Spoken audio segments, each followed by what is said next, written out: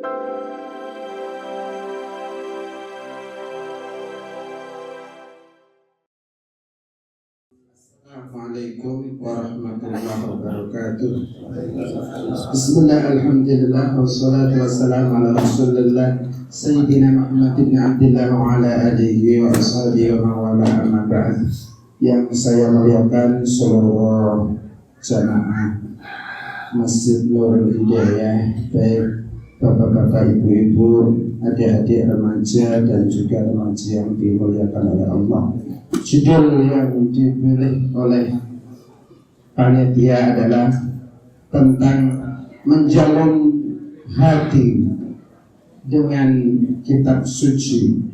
Bapak Ibu yang dirahmati oleh Allah Subhanahu wa taala, dengan apa sih kita bisa menjalin hati kita bisa dekat dan Al-Quran selalu ada di sisi kita?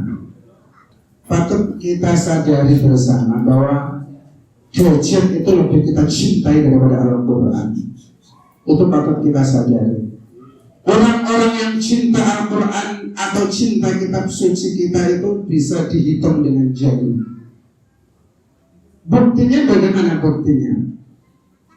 Lebih banyak mana kita pegang HP daripada pegang Al-Quran? Lebih banyak mana? Coba, itu harus kita sadari bersama. Ternyata intensitas pegang HP lebih besar daripada pegang Al-Quran. Apa bubuk sing digoleki ya kan? HP. Kemudian tangi turu ucap-ucap sing digoleki ya kan? HP. Apa kira-kira aku mau turun maca Quran kira-kira nyandak ra ya sahur kok maca Quran sik. Kita kok nonsen. Era nonsen. Pakai handphone sok sing digoleki mergo itu lebih kita cintai dan patut kita sadari bersama. Setidaknya coba kita evaluasi bersama. Bagaimana kita menautkan diri, menautkan hati ini dengan Al-Quran. Wong jarene judul urtum ini judul yang sudah disepakati bersama, ya saya berusaha mencari referensi. Nah, nanti bagian yang pengepul materi ini bisa panjenengan dapatkan, tidak usah direkam atau dicatat, daripada malah kiu jenengan, kasihan. Yang pertama, jadikan waktu berkualitas untuk Al-Quran. Coba kita evaluasi bersama ya.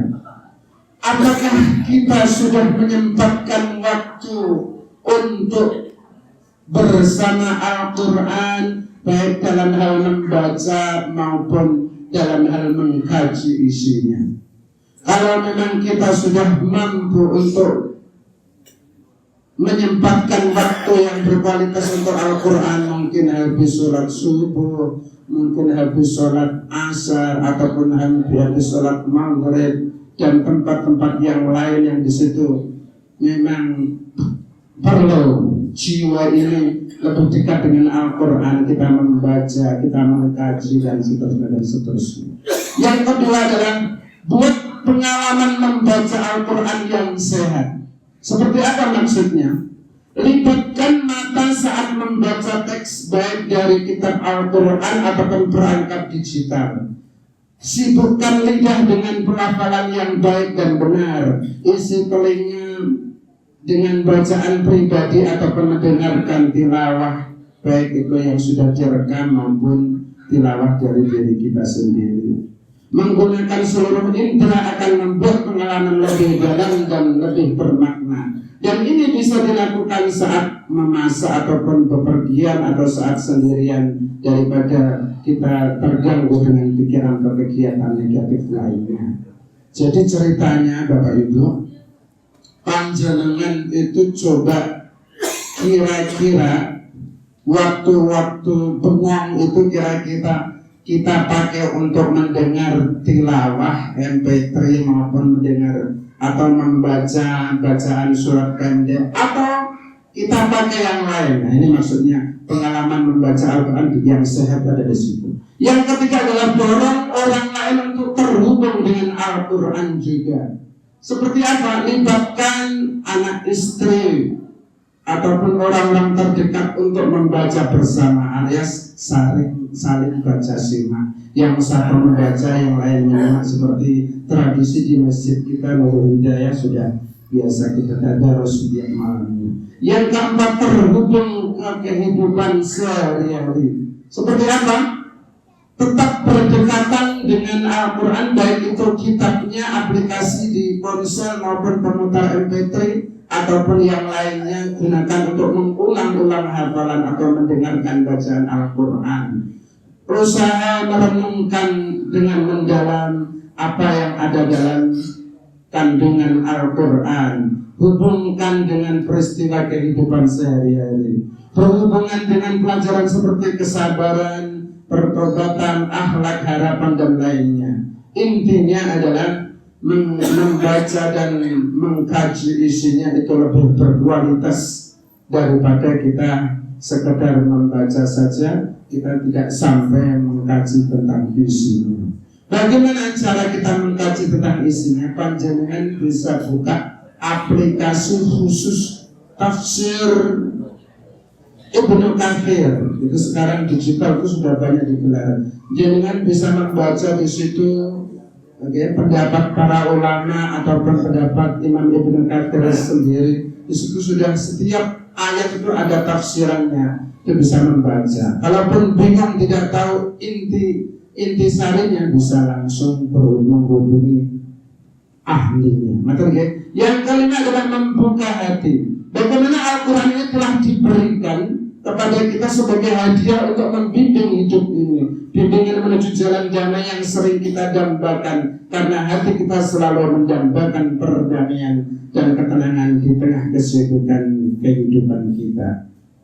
Ini adalah kitab yang tantangannya adalah sangat kuat sekali, dan Allah SWT berfirman dalam surat Al-Baqarah, Bismillahirrahmanirrahim, Alif Lam Mim, Dzalikal Kitab la raiba fihi hudan lil muttaqin. Ini adalah kitab yang tentangnya tidak ada keraguan, petunjuk bagi mereka yang sadar akan Allah Subhanahu wa taala. Ketika kita membuka hati untuk menemukan panduan melalui ayat Al-Quran, kita akan dapat merefleksikan tujuan keberadaan kita dan menemukan cara untuk memenuhinya.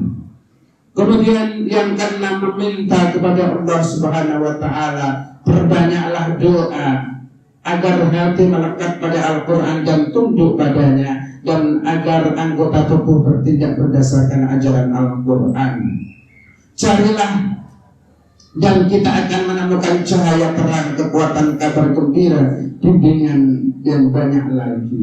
Buka hatimu untuk mendapatkan tuntunannya, dan apapun jadwal kita jadikan Al-Quran prioritas utama, dan jangan biarkan hari berlalu tanpa mengambil pelajaran baru dari Al-Quran. Di dalam pernah Rasulullah SAW itu ditanya, wa min alamati muhibbihi alaihi salatu wassalam al-yuhibbal qur'ana alladhi atabihi wahdan bihi wahtada fatakhallaqa bihi hatta qalat Aisyah radhiyallahu anha kana khuluqul Qur'an. Di antara tanda cinta kepada baginda Nabi Muhammad SAW adalah mencintai Al-Quran yang dibawa oleh Nabi Muhammad, yang dipakai oleh Nabi Muhammad untuk memberi petunjuk dan mengambil petunjuk dari Al-Quran serta berakhlak dengan akhlak Al-Quran. Sayyidatina Aisyah berkata, Rasulullah itu akhlaknya persis seperti yang ada dalam Al-Quran. Ma'asyiral muslimin wal mu'takifin, jamaah salat isya, salat tarawih yang dirahmati oleh Allah Subhanahu wa taala. Intinya adalah mencintai dan menautkan diri hati untuk selalu berdekat dengan Al-Quran. Adalah kita tidak boleh lepas dari yang namanya tradisi tadarus Al-Quran, tradisi membaca tiap harinya, selalu kita baca, kita kaji dan seterusnya. Dan juga sesekali kita hadir di majelis tafsir, majelis ilmu yang di dalamnya membahas tentang kandungan dan isi dari pesan dalam Al-Quran Al-Karim. Itu diantaranya Bapak Ibu yang dirahmati Allah SWT. Mungkin banyak referensi yang bisa nanti ditemukan dari panjenengan semua, dan itu sebelum yang saya sampaikan kepada manfaatnya. Matur nuwun, matur suwun. Assalamualaikum warahmatullahi wabarakatuh.